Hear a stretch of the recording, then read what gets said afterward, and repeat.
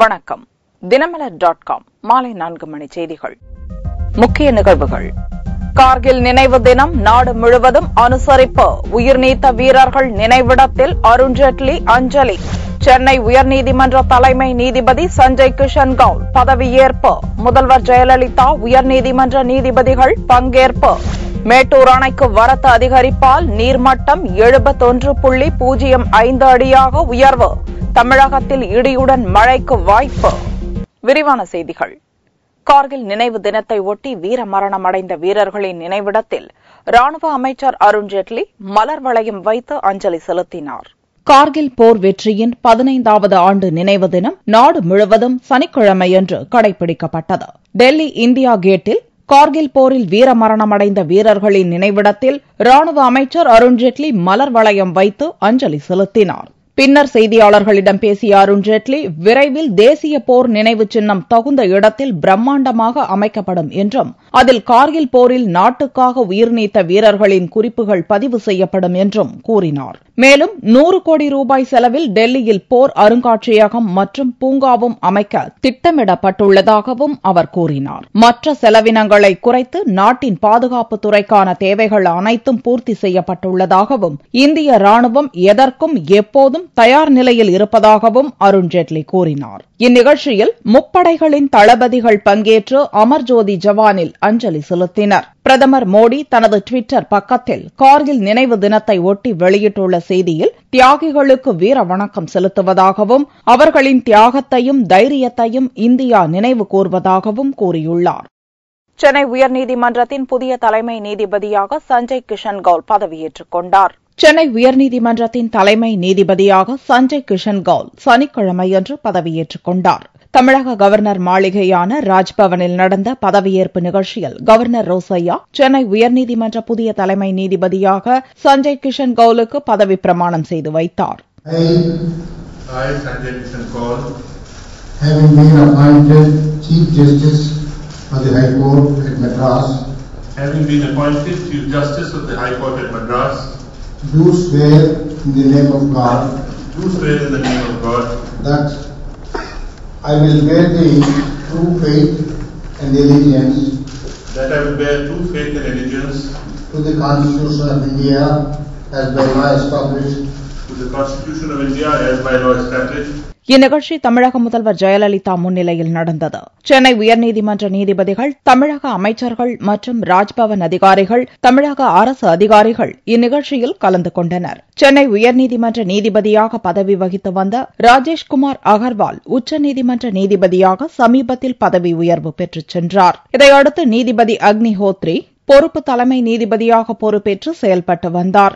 இந்நிலையில்தான் தலைமை நீதிபதியாக சஞ்சய் கிஷன் கவுல் நியமிக்கப்பட்டார். இவர் ஹரியானா, பஞ்சாப் உயர்நீதிமன்ற நீதிபதியாகவும் டெல்லி உயர்நீதிமன்ற பொறுப்பு தலைமை நீதிபதியாகவும் பதவி வகித்தவர். வரும் 30ஆம் தேதி புதன்கிழமையன்று தலைமை நீதிபதியாக பொறுப்பேற்ற சஞ்சய் கிஷன் கவுலுக்கு சென்னை உயர்நீதிமன்றத்தில் வரவேற்பு விழாவுக்கு ஏற்பாடு செய்யப்பட்டுள்ளது என்பது குறிப்பிடத்தக்கது.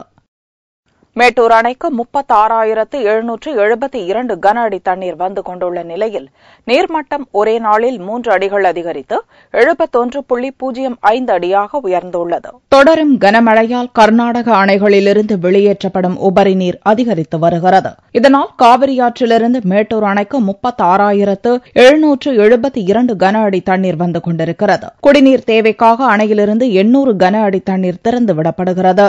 தொடர்ந்து தண்ணீர் வரத்து அதிகரித்து வருவதால் சனிக்கிழமையன்று ஒரே நாளில் அணையின் நீர்மட்டம் 3 அடி உயர்ந்து 71.05 அடியாக அதிகரித்துள்ளது. அணையின் மொத்த கொள்ளளவு 120 அடியாக உள்ள நிலையில் அணையின் நீர்மட்டம் மளமளவென உயர்ந்து வருவதால் காவிரி டெல்டா மாவட்ட விவசாயிகள் மிகுந்த மகிழ்ச்சி அடைந்துள்ளனர். இதனிடையே கபினி அணையில் விரிசல் ஏற்பட்டு தண்ணீர் கசிவும் இருப்பதாக வெளியான தகவலை அடுத்து அங்கிருந்து கூடுதல் தண்ணீர் திறக்கப்படலாம் என்றும் இதனால் காவிரியில் வெள்ள அபாயம் ஏற்படக்கூடும் என்றும் மக்கள் பீதியடைந்துள்ளனர்.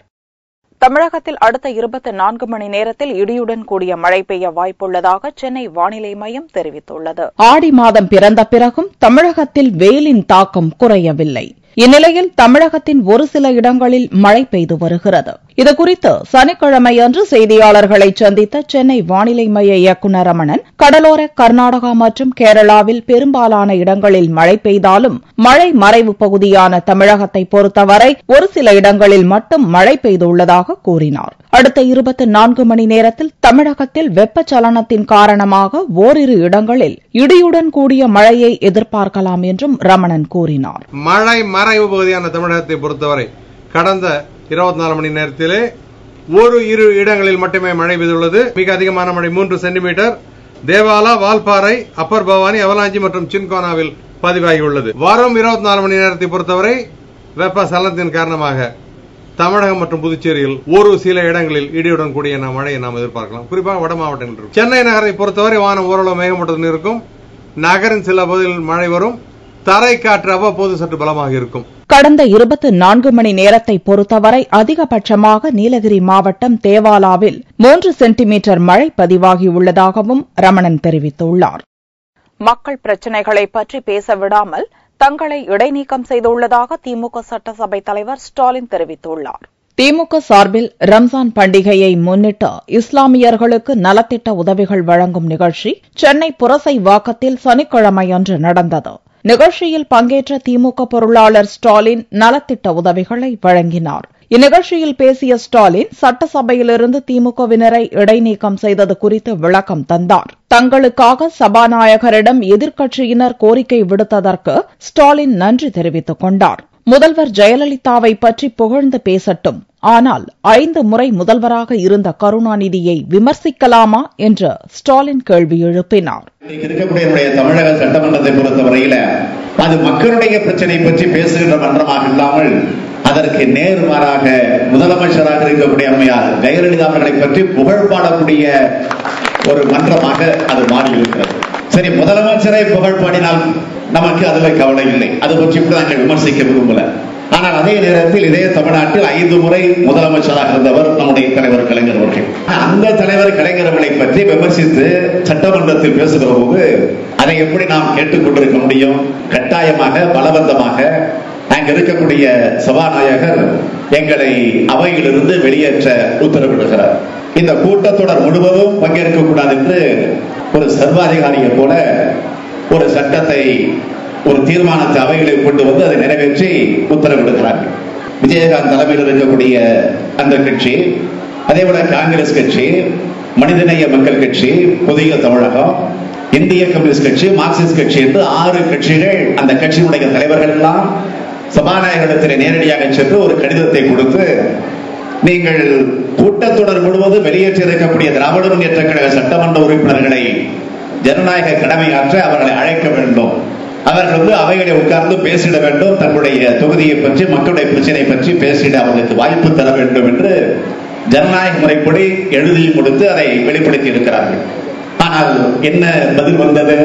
உள்ளபடியே நான் திராவிட முன்னேற்ற கழகத்தின் சார்பில் தலைவர் கலைஞர் அவர்களின் சார்பில் எங்களை கடமையாற்ற அழைக்க வேண்டும் என்று வேண்டுகோள் வைத்த அத்தனை கட்சி தலைவர்களுக்கு நான் நிலத்தில் நன்றி சொல்ல கடமைப்பட்டேன்.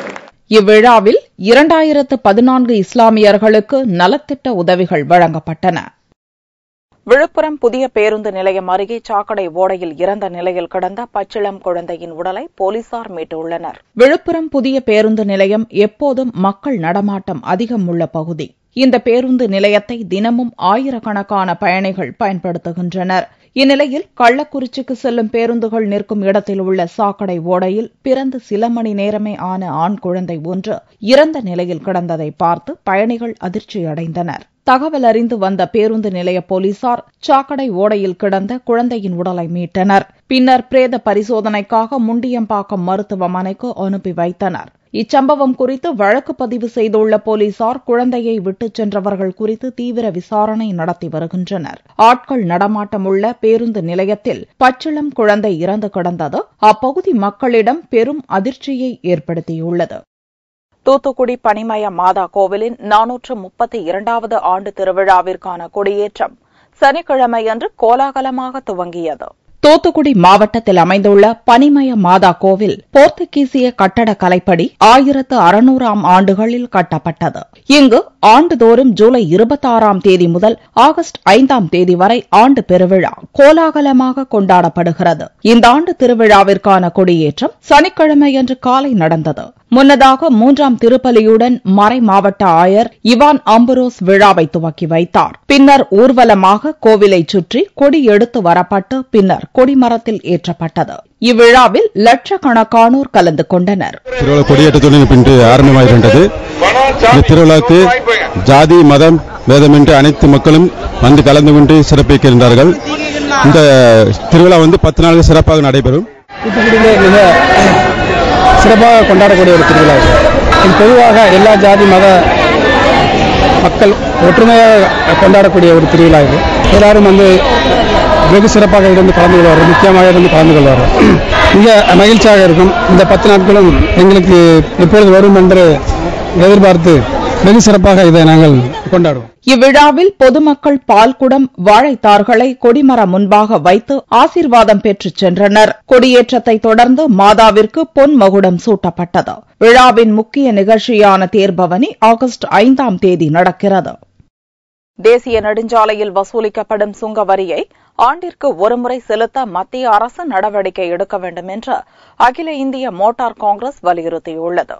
கோவையில் அகில இந்திய மோட்டார் காங்கிரஸ் அமைப்பின் கூட்டம் நடைபெற்றது. கூட்டத்தில் பொதுச் செயலாளர் சண்முகப்பா மற்றும் லாரி உரிமையாளர்கள் கலந்து கொண்டனர். கூட்டத்திற்கு பின்னர் செய்தியாளர்களிடம் பேசிய சண்முகப்பா, நாட்டில் உள்ள 294 சுங்கச்சாவடிகளில் ஆண்டிற்கு 9500 கோடி ரூபாய் சுங்க வரி வசூலிக்கப்படுவதாகவும், இப்படி வசூல் செய்வதால் காலதாமதம் மற்றும் பல நெருக்கடிக்கு லாரி உரிமையாளர்கள் ஆளாவதாகவும் தெரிவித்தார். இதுபோன்ற நெருக்கடியை தவிர்க்க தேசிய நெடுஞ்சாலைகளில் வசூலிக்கப்படும் சுங்க வரியை ஆண்டிற்கு ஒருமுறை செலுத்தும் முறையை மத்திய அரசு அமல்படுத்த வேண்டும் என்றும் சண்முகப்பா கூறினார். 9500 கோடி ஒரு வருடத்திற்கு சுங்க வரி வசூலித்துக் கொண்டிருக்கிறார்கள். எவ்வளவு இப்பொழுது வசூல் செய்து கொண்டிருக்கிறார்களோ அதை வருடத்திற்கு முன்பாகவே கொடுப்பதற்கு நாங்கள் தயாராக இருக்கிறோம். காரணம் என்னவென்றால், வழியிலே இந்த 294 டோலில் வண்டிகள் நின்று அவசியமில்லாத செலவுகள் ஏற்படுகின்றது. இயர்லி டோல் என்ற முறையை அமல்படுத்த வேண்டும். ஆண்டிற்கு ஒருமுறை சுங்கவரி செலுத்தும் முறையை அமல்படுத்த தமிழக அரசு மத்திய அரசை நிர்பந்திக்க வேண்டும் என்றும் சண்முகப்பா கேட்டுக் கொண்டார். தங்கத்தின் விலையில் சனிக்கிழமையன்று ஒரு சவரனுக்கு 160 ரூபாய் அதிகரித்திருந்தது. ஒரு சவரன் தங்கம் 21,208 ரூபாய்க்கு விற்பனையானது. 1 கிராம் ஆபரண தங்கம் 2,651 ரூபாயாக இருந்தது. வெள்ளி 1 கிராமுக்கு 1 ரூபாய் உயர்ந்து 48 ரூபாய்க்கு விற்பனையானது. வார்வெள்ளியின் விலை 44,905 ரூபாயாக இருந்தது. ஆடி அமாவாசையை முன்னிட்டு ராமேஸ்வரம் அக்னி தீர்த்தத்தில் பொதுமக்கள் புனித நீராடி முன்னோர்களுக்கு தர்ப்பணம் அளித்தனர். ஆண்டுதோறும் ஆடி அமாவாசையன்று இந்துக்கள் தங்களுடைய மூதாதையர்களுக்கு தர்ப்பணம் கொடுத்து வருகின்றனர். ஆடி அமாவாசையான சனிக்கிழமையன்று புண்ணிய ஸ்தலமான ராமேஸ்வரம் அக்னி தீர்த்த கடலில் பக்தர்கள் ஆயிரக்கணக்கானோர் புனித நீராடினர்.